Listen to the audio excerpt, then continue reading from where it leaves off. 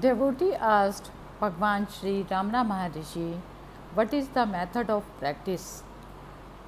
Bhagwan said, "As the self of a person who tries to attain self realization is not different from him, and as there is nothing other than or superior to him to be attained by him, self realization being only the realization of one's own nature, the seeker of liberation realizes without doubts or misconceptions his real nature by distinguishing the eternal from the transient and never swerves from his natural state. This is known as the practice of knowledge. This is the inquiry leading to self realization." Devotee asked, "Can this path of inquiry be followed by all aspirants?" Bhagwan said, "This is suitable only for the ripe souls. The rest should follow different methods according to the state of their minds." Devotee asked, "What are the other methods?"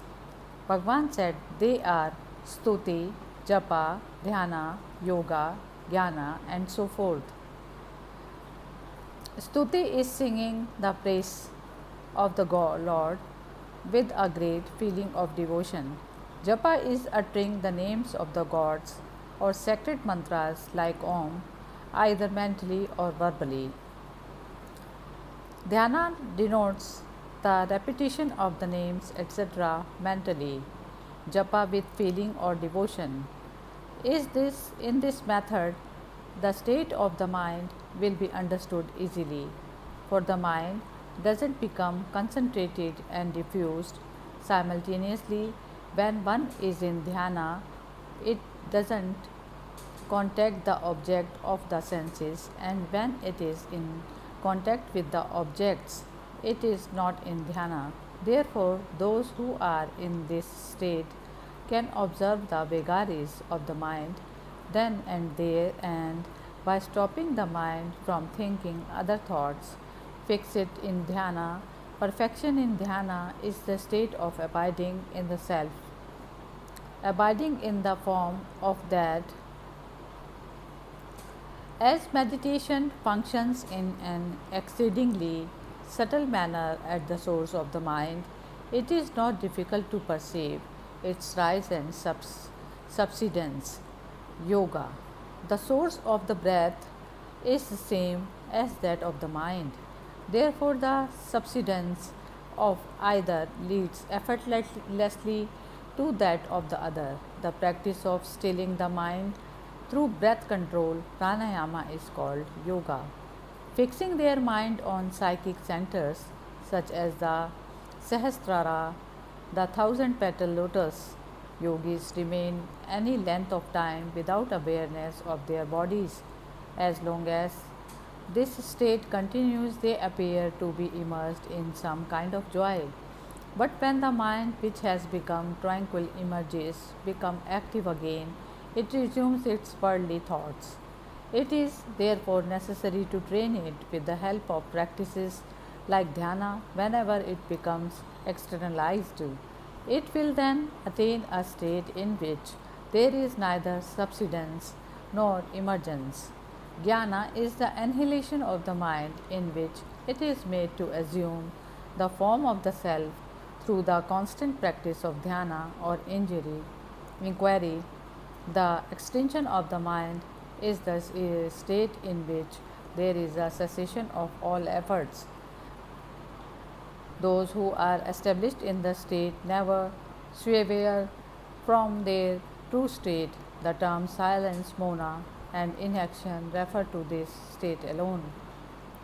All practices are followed only with the object of concentrating the mind, as all the mental activities like remembering, forgetting, desiring, hating, attracting, discarding, etc., are modifications of the mind. They cannot be one's true state. Simple, changeless being is one's true nature. Therefore, to know the truth of one's being and to be, it is known as release from bondage and the destruction of the knot. Until this state of tranquility, of mind is firmly attained, the practice of unswerving abidance in the self and keeping the mind unsoiled by various thoughts is essential for an aspirant. Although the practices for achieving strength of mind are numerous, all of them achieve the same end, for it can be seen that whoever concentrates his mind on any object will, on the cessation of all mental concepts, ultimately remain merely as that object. This is called successful meditation. Those who follow the path of inquiry realize that the mind which remains at the end of the inquiry is Brahman. Those who practice meditation realize that the mind which remains at the end of the meditation is the object of their meditation. As the result is the same in either case. It is the duty of aspirant to practice continuously either of these methods till the goal is reached. Devotee asks, is the state of being still a state involving effort of effortlessness? Bhagavan said, it is not an effortless state of indolence. All mundane activities which are ordinarily called effort are performed with the aid of a portion of the mind and with frequent breaks. But the act of communion with the self, Atma, or remaining still inwardly is an intense activity which is performed with the entire mind and without break. Devotee asked, what is the nature of Maya? Bhagavan said, Maya is that which makes us regard as non existent the self, the reality, which is always and everywhere present and all pervasive and self luminous and as existent, the individual soul, the world, Jagat, and God, Para, which have been conclusively proved to be non existent at all times and places. Devotee asks, as the self shines fully of its own accord, why is it not generally recognized like the other objects of the world by all persons? Bhagavan said, wherever particular objects are known, it is the self which has known itself in the form of those objects. For what is known as knowledge or awareness is only the potency of the self, Atma Shakti. The self is the only sentient object. There is nothing apart from the self. If there are such objects, they are all insentient and therefore cannot either know themselves or mutually know one another. It is because the self doesn't know its true nature in this manner that it seems to be immersed and struggling in the ocean of birth or death in the form of the individual soul. Devotee asked, although the Lord is all pervasive, it appears from passages like adorning Him through His grace that He can be known only through His grace. How then can the individual soul by its own effort attain self realization in the absence of the Lord's grace? As the Lord denotes the self and as grace means the Lord's presence or revelation, there is no time when the Lord remains unknown. If the light of the sun is visible to the owl, it is only the fault of that bird and not of the sun. Similarly, can the unawareness by ignorant persons of the self, which is always of the nature of awareness, be other than their own fault? How can it be the fault of the self? It is because grace is of the very nature of the Lord that He is well known as the blessed grace. Therefore, the Lord, whose nature itself is grace, doesn't have to bestow His grace, nor is there any particular time for bestowing His grace. Devotee asked, what part of the body is the abode of the self? Bhagavan said, the heart on the right side of the chest is generally indicated. This is because we usually point to the right side of the chest when we refer to ourselves. Some say that the Sahasrara, the thousand petals lotus, is the abode of the self, but if that were true, the head should not fall forward when we go to sleep or faint. Devotee asked, what is the nature of the heart? Bhagwan said, the sacred texts describing it say between the two nipples, below the chest and above the abdomen, there are 6 organs of different colors, one of them resembling the bud of a water lily and situated 2 digits to the right is the heart. It is inverted, and within it is a tiny orifice which is the seat of dense darkness, ignorance, full of desires. All the psychic nerves, nadis, depend upon it. It is the abode of the vital forces, the mind and the light of consciousness. But although it is described thus, the meaning of the word heart, hridayam, is the self, atma, as it is denoted by the terms existence, consciousness, bliss, eternal, and Pilnam, Satchit Anandam, Nityam, Purnam. It has no differences such as exterior and interior or up and down. That tranquil state in which all thoughts come to an end is called the state of the self. When it is realized as it is, there is no scope for discussions about its location inside the body or outside. Devotee asks, why do thoughts of many objects arise in the mind even when there is no contact with external objects? Bhagwan said, all such thoughts are due to latent tendencies, purv sanskaras. They appear only to the individual consciousness, jiva, which has forgotten its real nature and become externalized. Whenever particular things are perceived, the inquiry, who is it that seems them, should be made, they will then disappear at once. Devotee asks, how do the triple factors knower and knowledge, which are absent in deep sleep, samadhi, etc., manifest themselves in the self in the states of waking and dreaming? From the self there arise in succession Chiddakasha, reflected consciousness, which is a kind of luminosity, Jiva, the individual consciousness, or the seer, or the first concept, phenomena, that is the world. Devotee asks, since the self is free from the notions of knowledge and ignorance, how can it be said to pervade the entire body in the shape of sentience, or to impart sentience to the senses? Wise men say that there is a connection between the source of the various psychic nerves and the self, that this is the note of the heart, that the connection between the sentient and the insentient will exist until this is cut asunder with the aid of true knowledge, that just as the subtle and invisible force of electricity travels through wires and does many wonderful things, so the force of the self also travels through the psychic nerves and, pervading the entire body, imparts sentience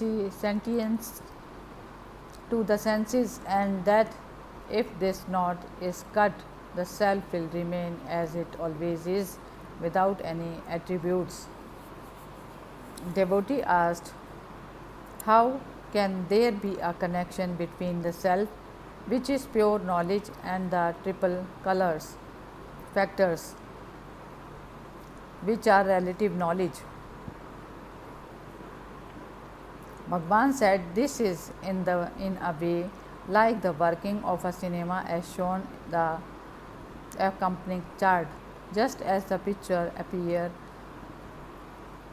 as long as the film throws the shadows through the lens, so the phenomenal world will continue to appear to the individual in the waking and dream states as long as there are latent mental impressions, just as the lens magnifies the tiny specks of the film to a huge size, and as a number of pictures are shown in a second, so the mind enlarges the sprout like tendencies into tree like thoughts and shows in a second innumerable words. Again, just as there is only the light of the lamp visible when there is no film, so the self alone shines without the triple factors when the mental concepts in the form of tendencies are absent in the states of deep sleep, swoon, and samadhi, just as the lamp illuminates the lenses, etc., while remaining unaffected, the self illumines the ego, Chidakasha, etc., while remaining unaffected. Cinema show the lamp inside the apparatus, self, the self. The lens, cinema show the lens in front of the lamp, in self, the pure sattvic mind close to the self. Cinema show the film, which is a long series of separate photos. Self, the stream of latent tendencies consisting of subtle thoughts. Cinema show the lenses, the light passing through it, and the lamp, which together form the focused light. Self, the mind and the illumination of it, and the self, which together form the seer or the jiva. Cinema show the light passing through the lenses and falling on the screen. Self, the light of the self emerging from the mind through the senses and falling on the world. Cinema show the various kinds of pictures appearing in the light of the screen. Self, the various forms and names appearing as the objects perceived in the light of the world. Cinema show the mechanism which sets the film in motion. Self, the divine law manifesting the latent tendencies of the mind. Devotee asked, what is dhyana, meditation? Bhagavan said, it is abiding as oneself without swerving in any way from one's real nature and without feeling that one is meditating, as one is not in the least conscious of the different states, waking, dreaming, etc. In this condition, the sleep noticeable here is also regarded as dhyana. Devotee asked, what is the difference between dhyana and samadhi? Bhagavan said, dhyana is achieved through deliberate mental effort. In samadhi, there is no such effort. Devotee asked, what are the factors to be kept in view in dhyana? Bhagavan said, it is important for one who is established in his self, Atma, Nishtha, to see that he does not swerve in the least from this absorption. By swerving from his true nature, he may see before him bright effulgences, etc., or hear unusual sounds, or regard as real the visions of God appearing within or outside himself. He should not be deceived by these and forget himself. If the moments that are wasted in thinking of the object, which are not the self, are spent on inquiry into the self, self realization will be attained in a very short time. Until the mind becomes established in itself, some kind of bhavna, contemplation of a personified God or goddess with deep emotion and religious feeling, is essential. Otherwise, the mind will be frequently assailed by wayward thoughts or sleep. Without spending all the time in practicing bhavnas like I am Shiva and I am Brahman, which are regarded as contemplation of the attributeless Brahman, the method of inquiry into oneself should be practiced as soon as the mental strength, which is the result of such upasana contemplation, is attained. The excellence of the practice sadhana lies is not giving room for even a single mental concept vritti. Devotee asked, what are the rules of conduct which an aspirant? Bhagwan said, moderation in food, moderation in sleep, and moderation in speech. Devotee asked, how long should one practice? Bhagwan said, until the mind attains effortlessly its natural state of freedom from concepts, that is, till the sense of I and mine exists no longer. Devotee asked, what is the meaning of dwelling in solitude, ekanta, vasa? Bhagwan said, as the self is all pervasive, it has no particular place for solitude. The state of being free from mental concepts is calling dwelling in solitude. Devotee asked, what is the sign of wisdom, Viveka? Bhagwan said, its beauty lies in remaining free from delusion after realizing the truth once. There is fear only for one who sees at least a slight difference in the Supreme Brahman. So long as there is the idea that the body is the self, one cannot be a realizer of truth, whoever he might be. Devotee asked, if everything happens according to karma, prarabdha, the result of one's act in the past, how is one to overcome the obstacles to meditation, dhyana? Bhagwan said, prarabdha concerns only the outturned, not the interned mind. One who seeks his real self will not be afraid of any obstacles. Devotee asked, in sannyasa, one of the essential requisites for a person to become established in the self, Atmanishtha. Bhagwan said, the effort that is made to get rid of attachment to one's body is really toward abiding in the self. Maturity of thought and inquiry alone removes attachment to the body, not the stations of life, such as student, brahmachari, etc., for the attachment is in the mind, while the stations pertain to the body. How can bodily stations remove the attachment in the mind?